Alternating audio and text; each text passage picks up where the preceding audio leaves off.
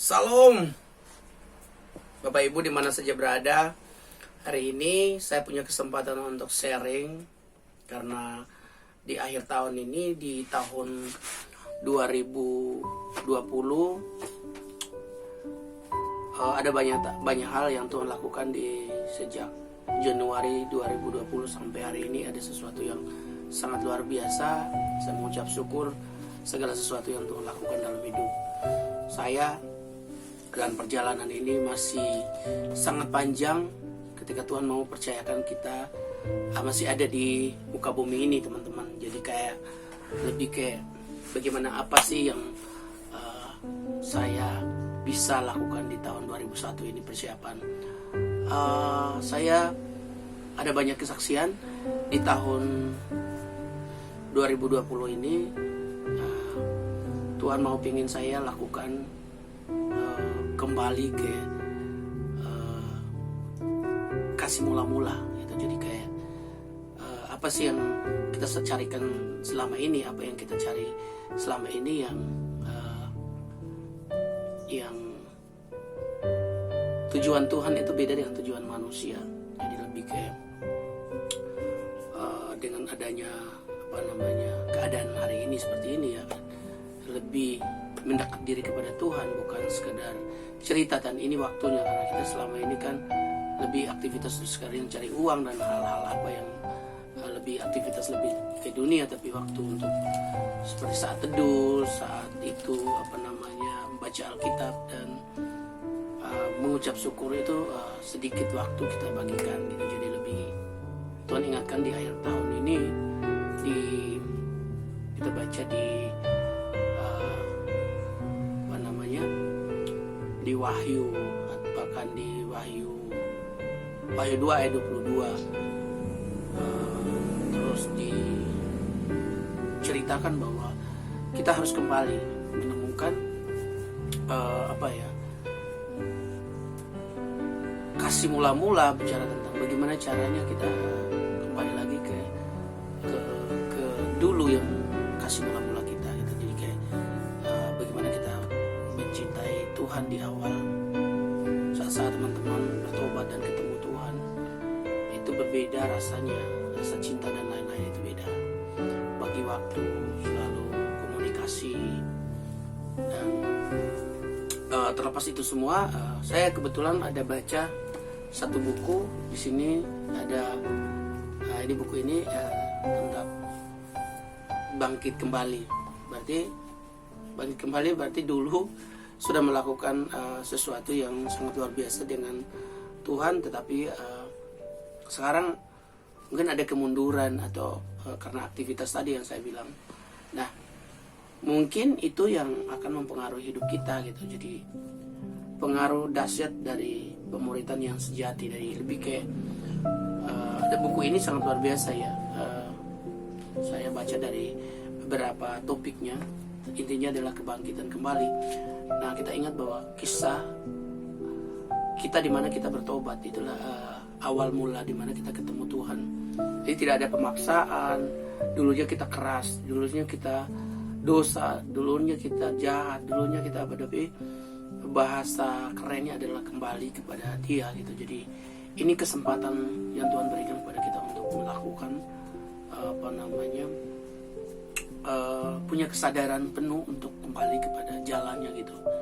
Jadi di tahun 2020 ini saya betul-betul merasa bahwa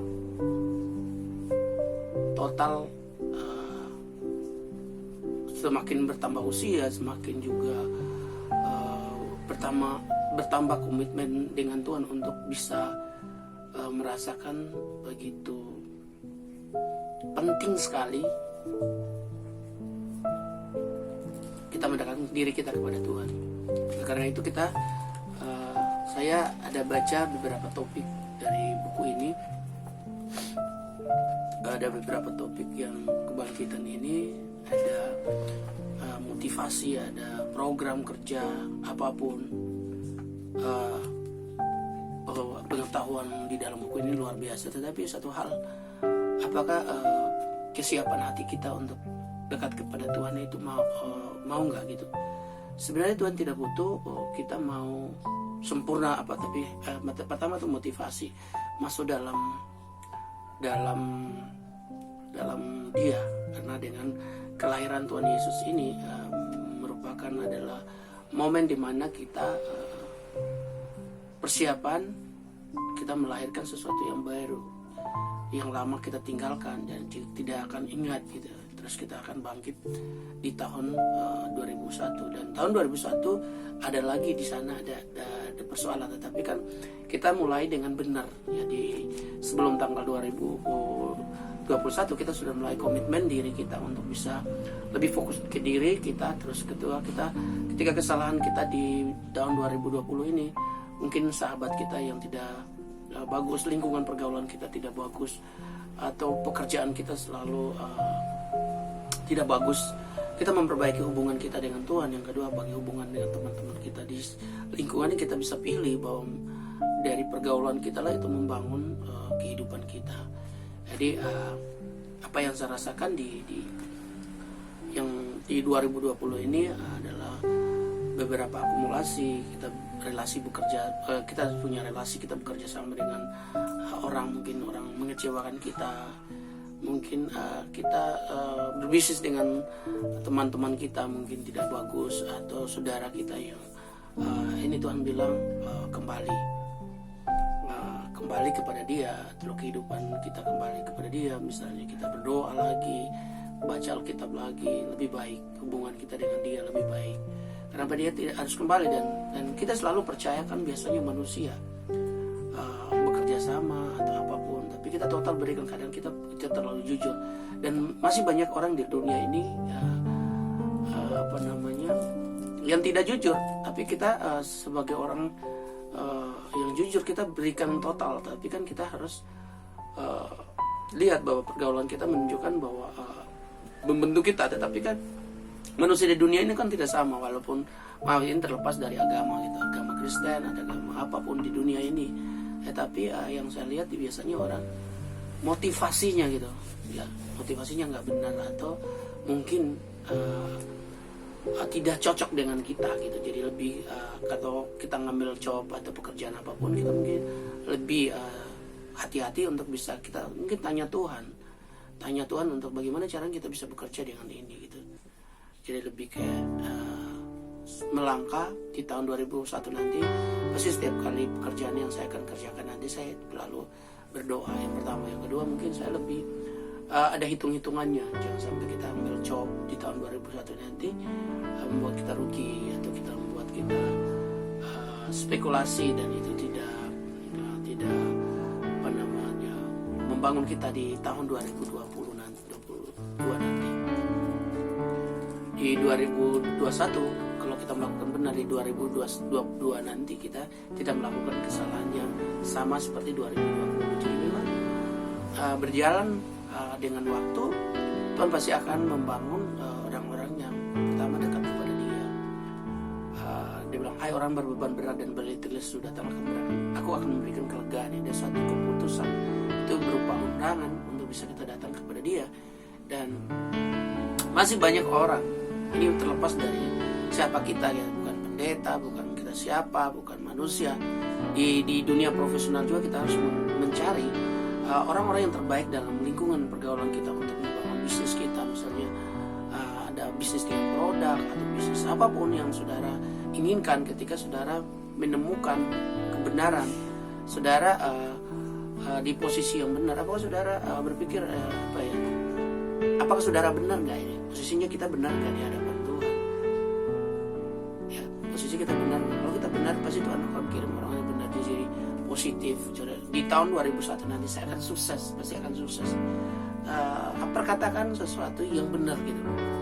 Menurut saya dari perkataan itu doa. Ya. Perkataan itu doa, orang katakan, tapi itu mindset. Tapi kalau dunia bisnis katakannya itu imajinasi, atau bahasanya itu alam bawah sadar akan menghasilkan buah perkataan kita gitu. Tapi di firman Tuhan katakan nubuatan gitu. Jadi itu sama nubuatan dengan afirmasi ya, afirmasi itu sama kayak, oke, gue di tahun 2021 ini saya akan punya rumah misalnya. Tahun 2001 ini saya punya mobil misalnya. Itu sesuatu yang afirmasi, itu suatu doa yang sesuatu iman, itu sesuatu yang belum tahu. Mungkin di Roma, kita katakan di Roma 5 ayat 17 kalau saya tidak salah. Itu iman timbul dari pendengaran akan firman Tuhan. Jadi Tuhan janji sesuatu yang luar biasa. Tuhan bilang datanglah kepada Dia dulu supaya memberikan berkat. Terus lalu pertama poin yang paling penting, kita mau dekat kepada Tuhan cuma satu. Dekat kepada Tuhan harus dengan namanya kehidupan doa. Terus yang kedua, kehidupan kita adalah seperti kerajaan Allah. Mereka tentu dengar firman Tuhan, baca Alkitab setiap hari. Orang yang baca aja belum tentu tahu. Orang yang baca aja belum mengerti, apalagi jelas-jelas kita yang teman-teman atau kita yang belum pernah namanya kebiasaan untuk baca, misalnya tentu Alkitab gitu. Jadi bagaimana mereka yang sering baca aja belum paham, apalagi yang benar-benar tidak baca. Jadi sesuatu yang mengalami suatu perbedaan yang sangat luar biasa tentang pandangan kita menilai Tuhan itu dengan sudut pandang yang murni. Saya dekat Tuhan bukan berarti Tuhan akan membagikan kita uang atau apa, motivasi itu tidak. Tuhan tahu apa yang saudara hari ini ada di mana, posisi saudara itu di mana. Ketika saudara tidak diberkati, kenapa gitu, harus ada pertanyaan. Jadi lebih Tuhan mau kita di 2001 nanti kita lebih mempersiapkan diri kita lebih baik gitu. Di sini bangkit kembali. Ini sesuatu yang reruntuhan, sesuatu bangunan yang sudah hancur berantakan, tapi dia bilang bangkit kembali. Sesuatu yang kita sudah hancur, tapi Tuhan bilang kamu bangkit. Ini sesuatu masukan ke kita bahwa sebagai anak Tuhan kita harus betul-betul harus berdiri dan terus berlari, terus percaya bahwa Tuhan ada bersama kita. Jadi ada mungkin saudara hari ini lagi sedang sakit, ada saudara lagi sedang mengeluh tentang apapun persoalan. Saudara bilang tinggalkan, Tuhan bilang tinggalkan. Dan itu kamu mulai suatu kehidupan. Dengan kelahiran Yesus Kristus, kita membangkitkan sesuatu yang baru dalam kehidupan kita. Terlepas dari problema hari ini adalah lagi COVID, lagi sedang dunia tidak bagus. Saudara kalau dalam hadirat Tuhan, dia bilang ada kebebasan, ada kemurnian, ada kelepasan.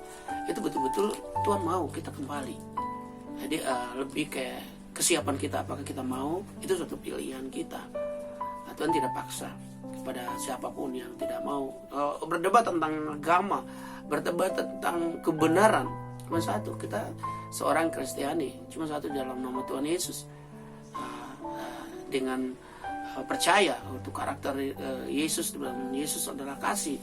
Dan di banyak Alkitab mencatat bahwa Yesus adalah gembala yang agung, dan dia dengan kelahiran ribu jutaan orang di dunia ini hari ini merayakan ulang tahun kelahiran Yesus Kristus.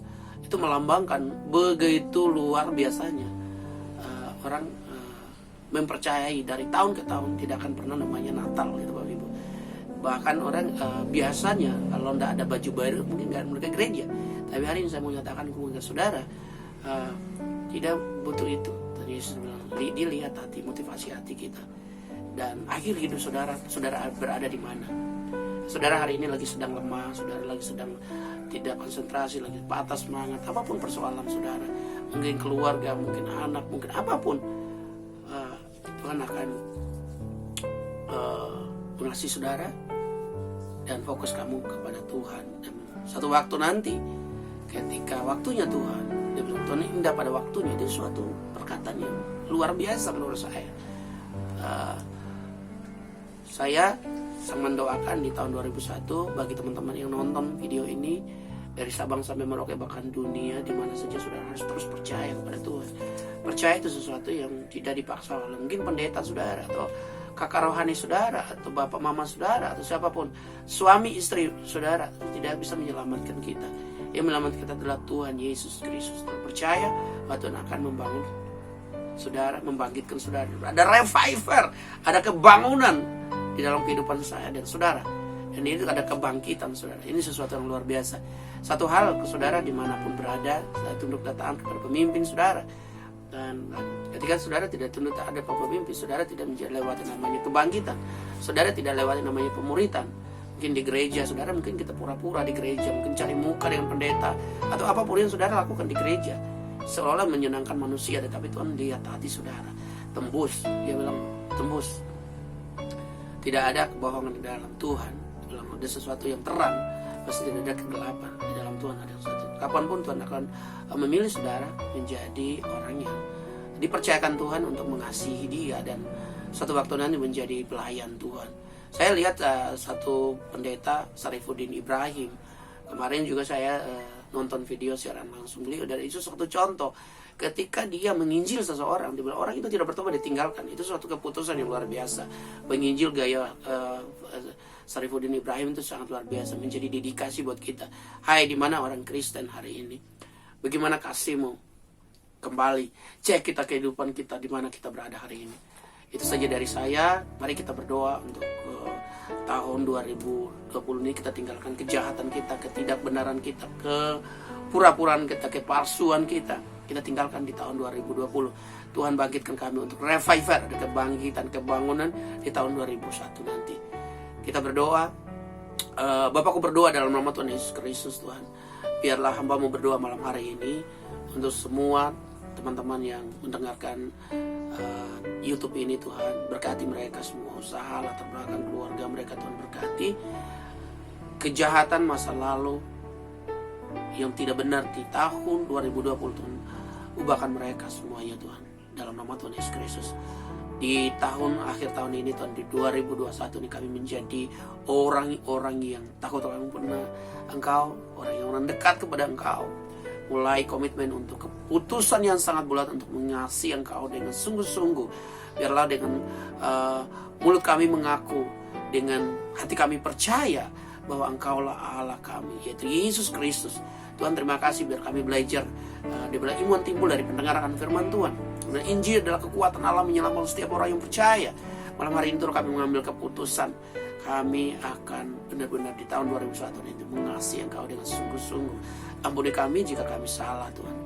Seluruh hidup kami, komitmen kami, kami mau melakukan apa yang kami inginkan, agar di tahun 2021 nanti kami melihat lebih, hati kami lebih murni. Persiapkan hati kami, biar sentuh hati kami, Tuhan. Selidiki hati kami, Tuhan, apa yang kami, supaya kami mengetahui bahwa hanya Engkau di bumi ini yang bisa kami. Hari ini kami tidak bisa pegang apapun, Tuhan. Kami berdoa, hamba-Mu berdoa di 34 provinsi seluruh Indonesia. Tuhan berkati, ada perlindungan, ada proteksi. Indonesia penuh dengan damai. Pemerintah Jokowi sampai RT RW, Tuhan berkati. Indonesia penuh dengan damai. Bahkan dunia akan melihat bahwa Indonesia, orang-orang yang takut akan Tuhan. 1000 berbagi kiri, 1000 berbagi kanan. Orang yang mengasihi Engkau tetap berjalan. Tuhan, biarlah Engkau adalah kota benteng kami, adalah perlindungan kami. Terima kasih Bapa, malam hari ini kami berdoa, kami mengucap syukur kebaikan Engkau dalam hidup kami. Terima kasih Bapa, segala pujian, hormat, kemuliaan hanya di dalam nama Bapa, Putra dan Roh Kudus. Haleluya, amin. Terima kasih. Salam bagi Bapak Ibu di mana saja berada. Sangat senang sekali malam hari ini saya bisa sharing sedikit hal-hal positif untuk membangun saya dan saudara. Untuk itu saya mengucapkan selamat Natal dan Tahun Baru 2001. Semoga di Natal kali ini kita membangkitkan, ada kebangkitan baru, ada bangkit kembali, ada revival di dalam satu keluarga, mulai dari keluarga kita dan untuk Indonesia bahkan dunia. Itu saja dari saya. Terima kasih. Salam bagi kita semua. Bye bye. God bless you.